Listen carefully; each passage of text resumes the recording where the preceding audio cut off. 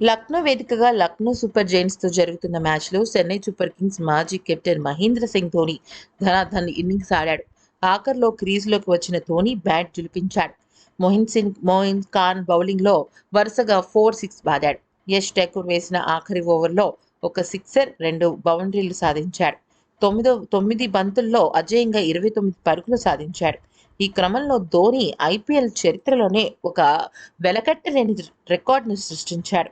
5,000 పరుగుల మార్కుని అందుకున్నాడు. ఐపీఎల్ చరిత్రలో 5,000 పరుగుల మార్కును అందుకున్న తొలి వికెట్ కీపర్గా ధోని చరిత్ర సృష్టించాడు. 17 ఏళ్ల ఐపీఎల్ సీజన్లో ధోని మినహా ఏ వికెట్ కీపర్ ఈ ఫీట్ను సాధించలేకపోయాడు. ఓవరాల్గా ఈ మార్కును అందుకున్న 5వ భారత ఆటగాడిగా కూడా రికార్డులోకి ఎక్కాడు. అత్యధిక పరుగులు చేసిన జాబితాలో ధోని కంటే ముందు కోహ్లీ, శిఖర్ ధవన్, డేవిడ్ వార్నర్, రోహిత్ శర్మ, సురేష్ రైనా ఉన్నారు.